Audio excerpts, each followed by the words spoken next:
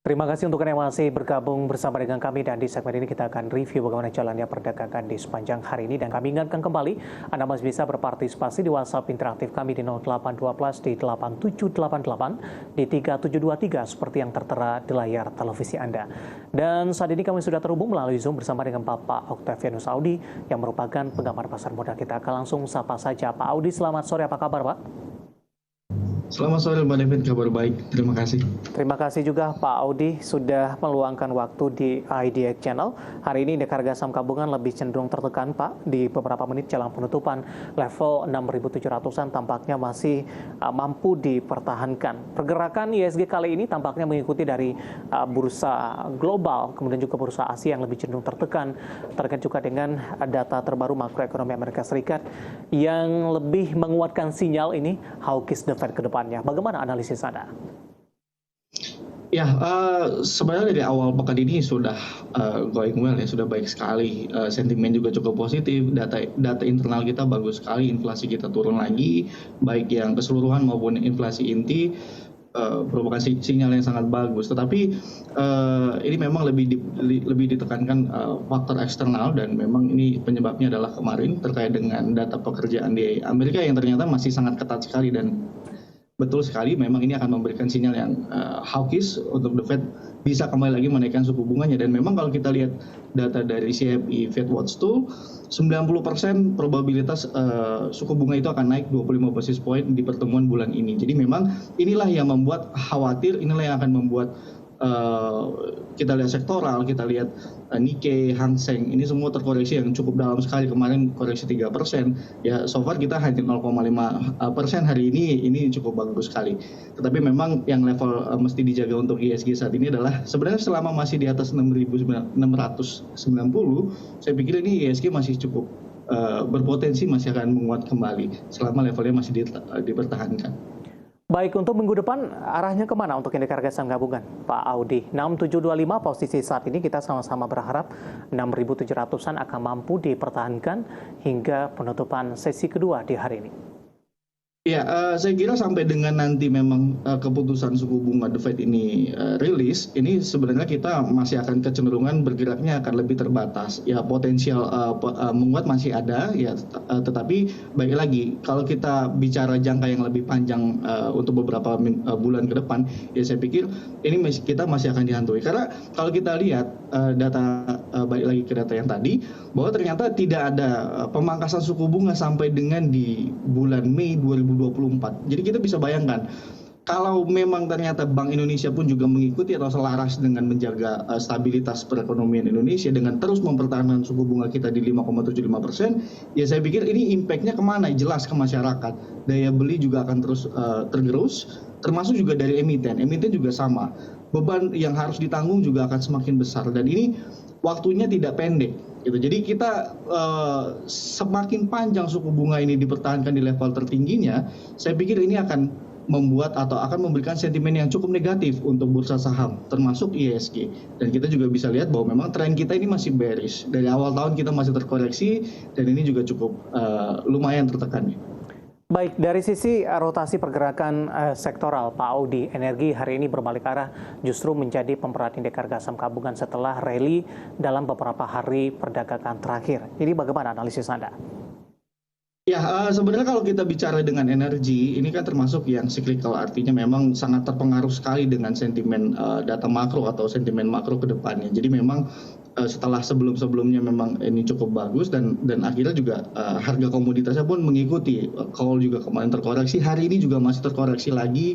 Hanya minyak mentah memang karena ada pemangkasan OPEC Plus ini yang membuat harganya cenderung stabil di atas 71 US dollar per barrel. Tapi kita lihat lagi kalau untuk secara sektoral, memang kalau kita bicara energi ini memang masih sangat tertekan sekali, di mana memang dibayang-bayangi oleh demand yang terus akan melambat.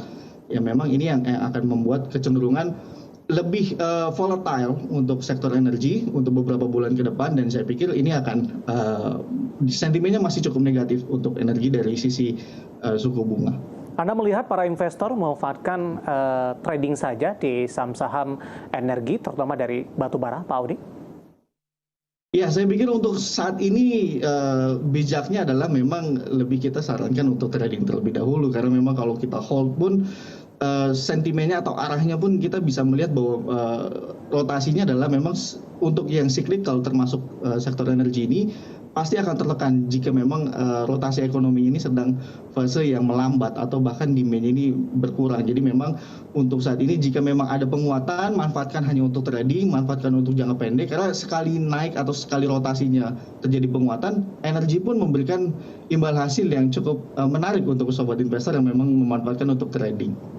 Baik, Pak Audi, bagaimana Anda melihat prospek dari harga komoditas di semester kedua di 2023 ini?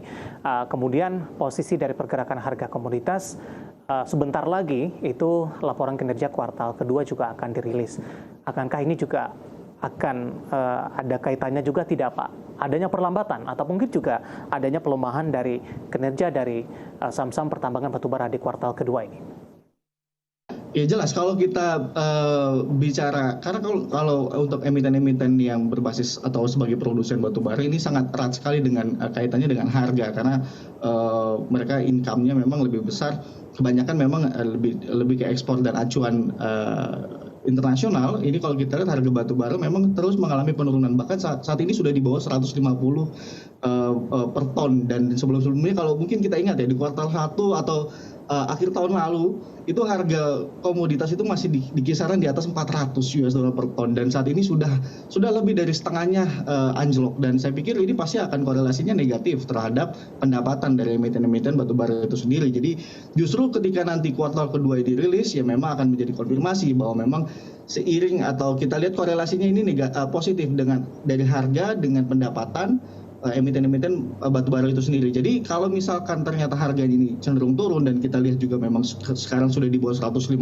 US dollar per ton, dan ini saya pikir akan menjadi sentimen yang cukup negatif pada saat rilis kuartal kedua untuk emiten batubara. Baik, adanya perlambatan, tapi dari sisi harga, kalau kita bandingkan sebelum invasi Rusia ke Ukraina kan posisinya berada di 80-90, Pak. Artinya ini posisi harga saat ini meskipun sudah mengalami koreksi cukup dalam, tapi masih bergerak di level atas sebelumnya.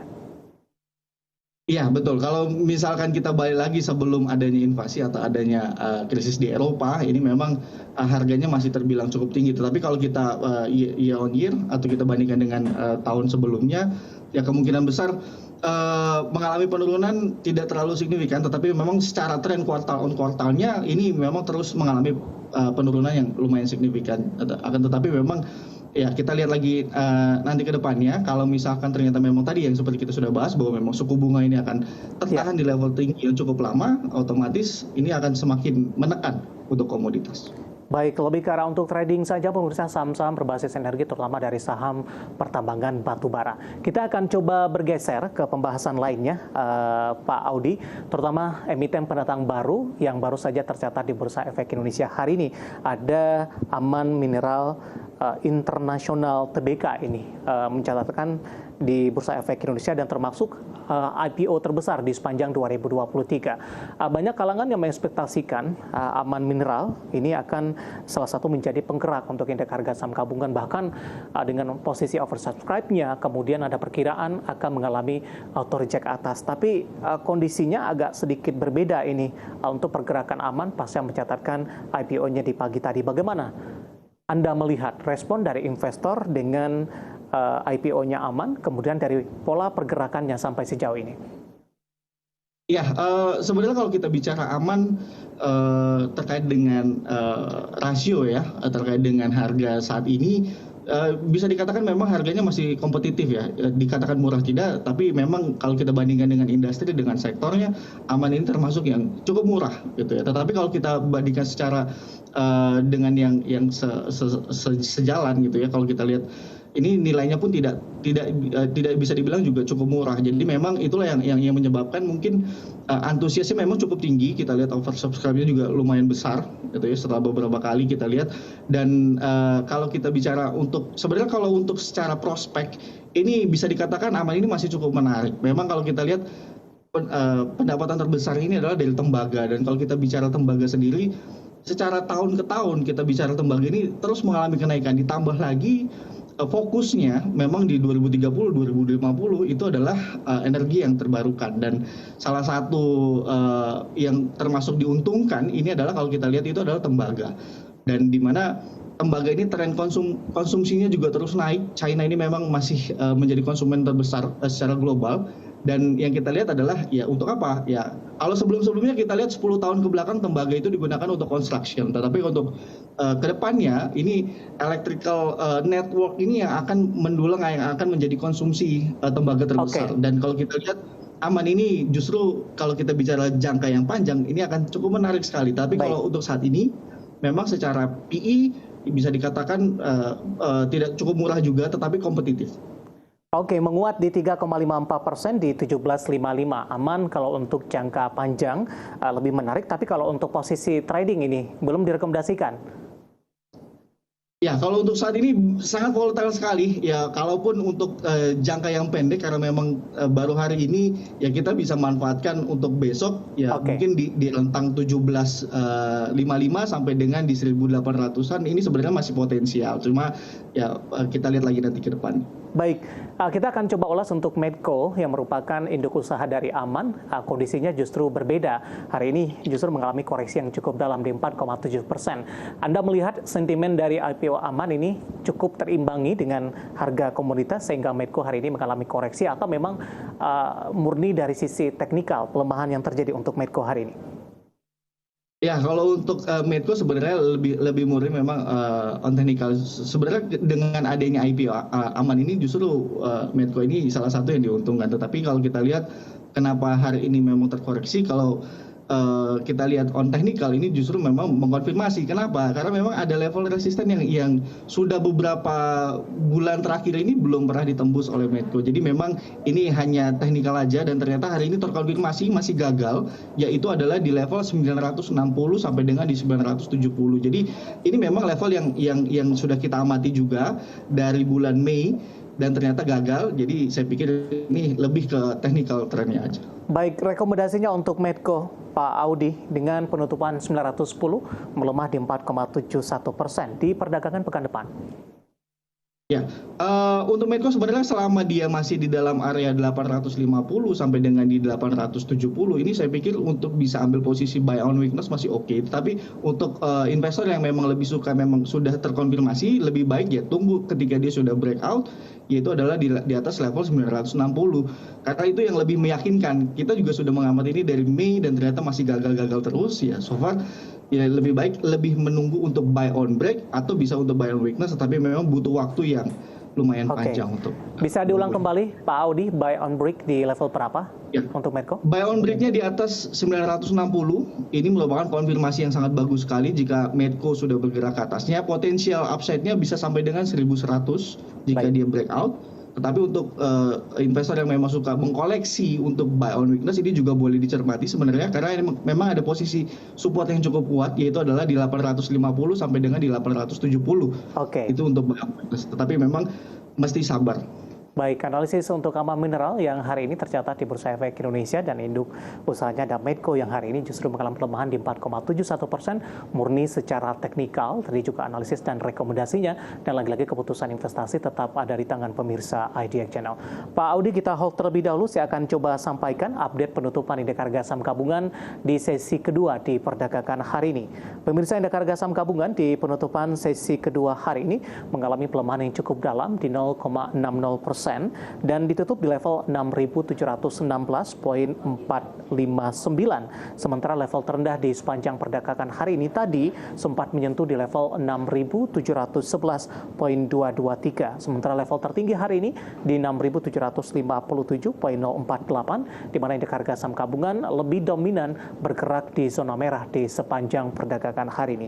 Selanjutnya kita akan coba lihat beberapa data yang berhasil dihimpun oleh tim redaksi kami terkait dengan update penutupan di sesi kedua hari ini. Langsung saja kita ke grafis yang pertama, pemirsa. Kita akan coba lihat update penutupan beberapa indeks lainnya seperti MNC 36 mengalami pelemahan di 0,84%, Jakarta Islamic Index juga melemah di 0,31%, LQ45 tertekan di 0,73% di 949,459. Selanjutnya kita akan coba lihat rotasi pergerakan sektoral. Barang baku memimpin penguatan di 0,43%, konsumsi non-primer menguat di 0,38%. Transportasi dan logistik ini melemah cukup dalam setelah mengalami rally dari sisi pergerakan sektoral di beberapa waktu terakhir, melemah di 1,09%. Energi juga masih tertekan makin dalam karena di penutupan sesi pertama siang tadi melemahnya di 0,84%, penutupan sesi kedua tertekan di 1,04%. Selanjutnya kita akan coba lihat saham-saham yang mengalami penguatan signifikan yang masuk ke dalam deretan top gainers. Di antaranya adalah Aman Mineral, emiten pendatang baru hari ini menguat di 17.55. Kemudian ACES akhirnya menembus di atas level 700-an kembali. Hari ini juga menguat cukup signifikan. Astra International balik ke 6.800-an di 6.825 dan SMGR juga menguat di 6425. Kemudian saham-saham yang mengalami pelemahan yang cukup dalam dan menjadi pemberat datang dari perbankan big cap dan teknologi. BMRI tertekan di 5150, BBRI juga melemah di 5375, BBCA ditutup di zona merah di 9025 dan GoTo juga tertekan dan kembali meninggalkan level 112, tepatnya ditutup di level 108.